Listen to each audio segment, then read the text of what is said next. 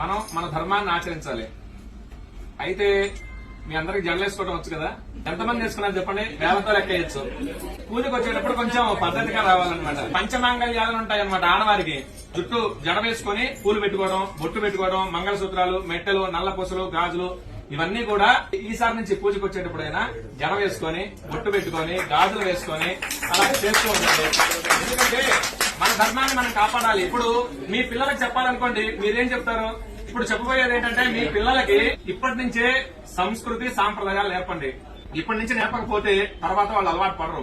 ఇప్పుడు నేను కొన్ని పూజలు చేయడానికి వెళ్ళినప్పుడు వీళ్ళు పెద్దవాళ్ళు ఇక్కడ పూజ చేస్తూ ఉంటారు, పిల్లలు బెడ్రూమ్ లోకి వెళ్ళి ఫోన్ నొక్కుంటున్నారు, టీవీ చూస్తూనే ఉంటారు.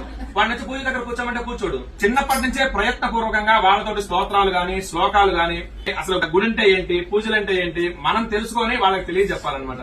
అలా చేస్తే వాళ్ళు సంస్కారవంతులు అవుతారు. చదువు 30% ఉన్నా మిగతా 70% సంస్కారం ఉండాలి. ఆ సంస్కారం వల్లనే చివరి దశలో వాళ్ళు మనం చూసుకోగలిగేది అనమాట. వృద్ధాశ్రమాలు ఎందుకు ఉంటున్నాయంటే పిల్లల్లో అవగాహన లేక, పెద్దవాళ్ళు చెప్పక. అయితే ఇతర మతాల వాళ్ళు ఆ పుస్తకాలు గాని, వాళ్ళ మతాల గురించి గాని వాళ్ళు ప్రచారం చేసుకుంటూ ఉన్నారు. కానీ ఎంతమంది ఇళ్లలో భగవద్గీత గాని, భాగవతం గాని, రామాయణం గాని, ఈ ఇతిహాసాలు గాని, పురాణాలు ఎంతమంది ఇళ్లలో ఉన్నాయి? ఒక పుస్తకాలు ఎంతమంది రోజు కనీసం ఒక్క శ్లోకం చదువుతున్నారా? వెరీ గుడ్ అండి. తర్వాత భగవద్గీతకు సంబంధించి ఒక శ్లోకమైనా మీరు చదువుతున్నారా? పిల్లలకి నేర్పిస్తున్నారా? లేదు. కాకపోతే ఈ సీరియల్స్, సినిమాలు వస్తూ ఉంటాయి, ఎంటర్టైన్మెంట్ ఉండొచ్చు జీవితంలో. కానీ జీవితం మొత్తం ఎంటర్టైన్మెంట్ కాకూడదు. మనకి 54 లక్షల జీవరాశులు ఉన్నాయి. వాటిల్లో విచక్షణ కలిగింది, బుద్ధి కలిగింది ఒక మనుషులకి మాత్రమే. మనకి జ్ఞానం ఉంది, బుద్ధి ఉంది. మనం హిందూ ధర్మంలో పుట్టినందుకు ఖచ్చితంగా మన హిందూ ధర్మాన్ని పాటిస్తూ ఒకళ్ళ మతం మారకుండా కాపాడే విధంగా మనం ఉండాలన్నమాట. ఇప్పుడు ఎడారి మతం వాడు వచ్చేసి నా మతంలో ఇది ఉంది అని చెప్పినప్పుడు మనం కూడా చెప్పగలగాలిగా. శివుడు ఎంత శక్తివంతుడు, రాముడు ఎంత శక్తివంతుడు, విష్ణుమూర్తి ఎంత శక్తివంతుడు, వీళ్ళు ఎంతమందితో యుద్ధం చేశారు, ఏమేం చేశారని మనకు తెలియాలి ముందు, వాళ్ళకి చెప్పాలి అంటే. లేదు అంటే వాడు చెప్పేది నిజం అనుకుంటాం.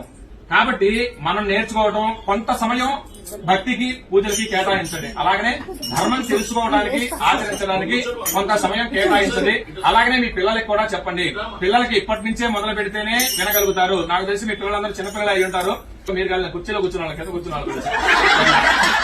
10 సంవత్సరాలు వాళ్ళు ఉంటారు. కాబట్టి ఇప్పటి నుంచే మొదలు పెట్టండి. ఇప్పటి నుంచి మొదలు పెడితే కనీసం రోజుకు ఒక శ్లోకం, లేదు అంటే మన ధర్మం ఇది, బొట్టెందుకు పెట్టుకోవాలి. అలాగనే ఈ కొన్ని స్కూళ్లలో బొట్టు పెట్టుకోనీరు, జడ వేసుకోనీరు, రిబ్బన్లు వేసుకోనీరు, గాజులు వేసుకోనీరు. ఇప్పటి నుంచి ఇట్లా మొదలైతే ఇక పెద్ద అయిన తర్వాత అసలు వాళ్ళు మన మాట ఎందుకనమాట. వేరే మతాల వాళ్ళని పెళ్లి చేసుకోవాలన్నా కానీ దానికి వెనకాడరు.